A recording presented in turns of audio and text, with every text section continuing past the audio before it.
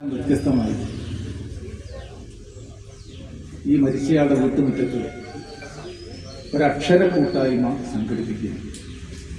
അതുതന്നെ ആരാണ് ശ്രീ NP ഉണ്ണികൃഷ്ണൻ എന്ന് പ്രഖ്യാപിക്കുന്നു.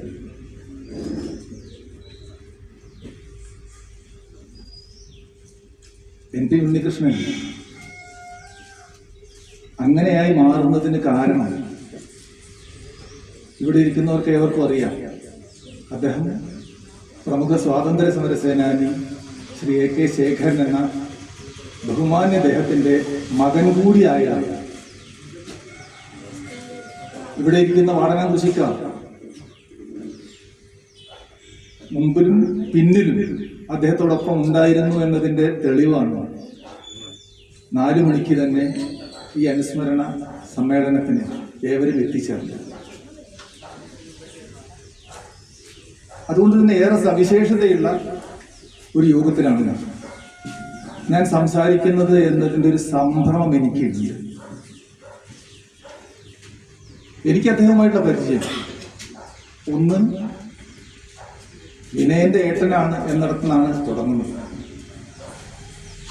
എൻ്റെ യുവജന സംഘടനാ രംഗത്തെ പ്രവർത്തനത്തിനിടയിൽ ഒരുപാട് അമ്മമാർ ആ കാലത്ത് നമുക്ക് കിട്ടിയിരുന്നു. ആ അമ്മമാരിൽ ഒരമ്മയാണ് ഇവിടുത്തെ അമ്മ. സ്വാഭാവികമായി വൈകുന്നേരത്തെ ഒരു ഭക്ഷണമാവാം, ഇടയ്ക്കൊരു ചായയാവാം, പ്രത്യേകിച്ച് വളരെ സന്തോഷത്തോടെയുള്ള അവരുടെ സ്വീകരണം പഠനകൃഷിക്കാരോട് ഞാൻ പ്രത്യേകം പറയേണ്ടതില്ല. അങ്ങനെ ആ സംഘടനാ പ്രവർത്തനത്തിനിടയിലാണ് ഞാൻ സത്യത്തിൽ NP ഉണ്ണികൃഷ്ണനെ പരിചയപ്പെടുന്നത്. പലരും സൂചിപ്പിച്ചതുപോലെ എനിക്ക് വിനയനുമായിട്ടുള്ള വ്യക്തിപരമായ ബന്ധം പോലെ ബന്ധം ഉണ്ടാക്കാൻ കഴിഞ്ഞിരുന്നില്ല. അദ്ദേഹം ഒന്നിങ്ങനെ പിടിതരാതെ നടക്കുന്ന ഒരാളാണ്. പിന്നീട് അദ്ദേഹം ആരാണ് NP ഉണ്ണികൃഷ്ണൻ എന്ന് പിന്നീട് എനിക്ക് മനസ്സിലായത് ഞാനിവിടെ BRC അധ്യാപകനായിരിക്കുമ്പോഴാണ്. പൂർവ്വ വിദ്യാർത്ഥി സംഘടനയുടെ പ്രവർത്തകന് അതിനു മുമ്പും ബന്ധങ്ങളുണ്ടെങ്കിൽ പോലും പലപ്പോഴും വിവിധ വിഭാഗക്കാരെ ഒത്തുചേർത്ത് ഒരു ലക്ഷ്യത്തിലേക്ക് ഇങ്ങനെ നടന്നു പോകുന്നു. പലപ്പോഴും ക്ഷീണിക്കാൻ സാധ്യതയുള്ള സാമൂഹ്യ പ്രവർത്തനത്തെ അദ്ദേഹം ഇങ്ങനെ വളരെ താല്പര്യപൂർവ്വം കൊണ്ടു നടത്തുന്ന ഒരവസരം അവസാന വർഷങ്ങളിൽ ഒരു 19 മുതൽ ഒരു 22 ഒരു 4-5 വർഷക്കാലം ഞാനിവിടെ ജോലി ചെയ്യുന്ന ഘട്ടത്തിൽ പ്രത്യേകം കാണുകയാണ്. നമുക്കറിയാം, അദ്ദേഹം വായനശാല പ്രവർത്തകനായിരുന്നു. അദ്ദേഹം ഉപജീവനത്തിന് വേണ്ടി സഹകരണ ബാങ്ക് ജീവനക്കാരനായിരിക്കുമ്പോൾ തന്നെ നാട്ടിൽ സാമൂഹ്യ പ്രവർത്തകനായിരുന്നു. അദ്ദേഹത്തിന്റെ സാമൂഹ്യ പ്രവർത്തനമാവട്ടെ, ഞാൻ നേരത്തെ സൂചിപ്പിച്ചതുപോലെ വ്യക്തമായ രാഷ്ട്രീയമുണ്ടെങ്കിൽ പോലും ഒരു രാഷ്ട്രീയത്തിൽ ഉറച്ചു നിൽക്കുമ്പോൾ മറ്റ് രാഷ്ട്രീയക്കാരുമായി കണ്ടുകൂടാ എന്ന രീതിയിലുള്ള പ്രവർത്തനമായിരുന്നില്ല. എല്ലാവരെയും യോജിപ്പിച്ച് പല മേഖലകളിൽ അവരെ യോജിപ്പിക്കാൻ അദ്ദേഹം കാണിച്ചിരുന്ന ആ വ്യഗ്രതയും താല്പര്യവും ഇവിടെ ഇരിക്കുന്ന ഓരോരുത്തർക്കും അറിയാം. ഞാൻ നേരത്തെ സൂചിപ്പിച്ചതുപോലെ ഇങ്ങനെയുള്ള ഒരു വ്യക്തിത്വമായി മാറുന്നതിന് കാരണം ഞാൻ പ്രതീക്ഷിക്കുന്നു, ഞാൻ ഉറച്ചു വിശ്വസിക്കുന്നു, അദ്ദേഹത്തിന്റെ കുടുംബാന്തരീക്ഷം തന്നെ. 1906 ഞാൻ കഴിഞ്ഞ ദിവസം MRC എനിക്ക് അയച്ചു തന്നപ്പോഴാണ് KC ശ്രീധരൻ അയച്ച കുറിപ്പ് ഒന്നുകൂടി വായിച്ചു. 1906 ജനിച്ച അദ്ദേഹത്തിന്റെ അച്ഛൻ പുന്നശ്ശേരി സംസ്കൃത കോളേജിൽ നിന്ന് വിദ്വാൻ കോഴ്സ് പാസ്സായി സ്വാഭാവികമായിട്ടും അന്ന് അധ്യാപകനാകാം, വളാഞ്ചേരിയിൽ അധ്യാപകനാവുകയും ചെയ്തു. പക്ഷേ ഒരു 29-30 കാലങ്ങളിൽ ഒരു അധ്യാപന ജീവിതം കൊണ്ട് തൃപ്തിയാവാത്തൊരു മനസ്സ്. അങ്ങനെയാണ് അദ്ദേഹം 30-ൽ പയ്യന്നൂരിലെ ഉപ്പുകുറുക്കൽ സമരത്തിലേക്ക് പോകുന്നത്.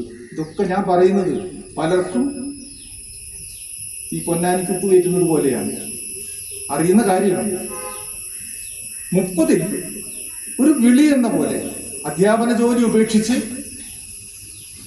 സ്വാതന്ത്ര്യ സമര പ്രസ്ഥാനത്തിലേക്ക് കടന്നുപോയ പിന്നീട് അദ്ദേഹത്തിന്റെ ജീവിതം ഒരു വലിയ കടല് പോലെ സാമൂഹ്യ പ്രവർത്തനത്തിന്റെ, സ്വാതന്ത്ര്യ സമര പ്രസ്ഥാനത്തിന്റെ, അതിനപ്പുറമുള്ള മനുഷ്യ സ്നേഹത്തിന്റെ ഒരു പ്രവർത്തനമായിരുന്നു. സ്വാതന്ത്ര്യത്തിന് ശേഷം അദ്ദേഹം പ്രതിദാനം ചെയ്യുന്ന പാർട്ടി ആവശ്യപ്പെട്ടത് പ്രകാരം അദ്ദേഹം ജോലിയിൽ പ്രവേശിക്കുകയാണ്. ആ ജോലി പൂർത്തീകരിച്ചതിന് ശേഷം കീഴായൂരിലും വാടനാംകുശിയിലുമൊക്കെയായി അദ്ദേഹം ഒരു പ്രതിബദ്ധമായ, സമൂഹത്തോട് വളരെ പ്രതിബദ്ധമായ ഒരു ജീവിതം കൊണ്ടു നടത്തിയതിന്റെ ബാക്കിയാണ് ശ്രീ NP ഉണ്ണികൃഷ്ണൻ എന്ന് നമുക്കറിയാം.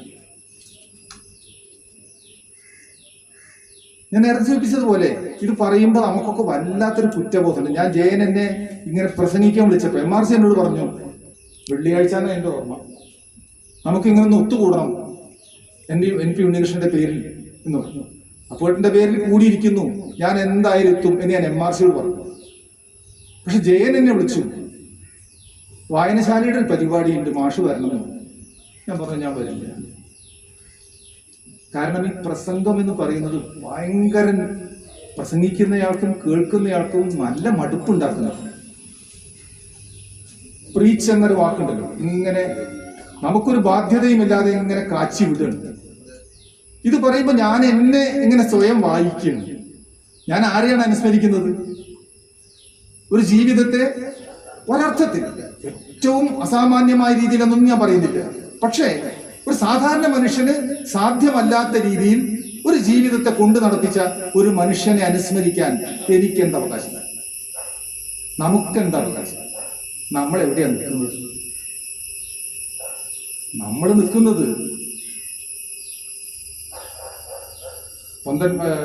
EMS കുറിച്ച് ഒരു സിനിമ എടുത്തപ്പോ EMSന്റെ അനുശോചന യാത്ര ഇങ്ങനെ നടക്കുന്നതിന്റെ ഇടയിൽ ക്രിക്കറ്റ് സ്കോർ നോക്കുന്ന ഒരു മനസ്സ് വെച്ചിട്ടാണ് അല്ലെ? കുട്ടികളെ ഓർമ്മയില്ലേ? അനുസ്മരണം, അനുശോചന ജാഥ ഇങ്ങനെ നടക്കുകയാണ്. അതിനെക്കുറിച്ച് ഇങ്ങനെ വേവലാതി കൊള്ളുന്ന ഒരു മനസ്സിങ്ങനെ നിൽക്കുമ്പോ തൊട്ടപ്പുറത്ത് എന്നോട് വായനയെ കുറിച്ച് പറയാൻ MRC പറയുന്നുണ്ട്. തൊട്ടപ്പുറത്ത് എന്താണ് ക്രിക്കറ്റ് സ്കോർ എന്ന് നോക്കുന്ന ഒരു ആ കുട്ടിയുടെ തെറ്റല്ല, അവന്റെ ജീവിതം അവിടെയാണ്. അങ്ങനെയുള്ള ഒരു ലോകത്ത് ഏറെ വ്യത്യസ്തനല്ലാതെ ജീവിക്കുന്ന എനിക്കും നിങ്ങൾക്കും NP ഉണ്ണികൃഷ്ണനെ അനുസ്മരിക്കാൻ എന്താണ് അവകാശം എന്ന ഒരു ചോദ്യം ഉള്ളിൽ വരുന്നതോടെ നമ്മൾ വീണ്ടും മനുഷ്യരായി മാറും.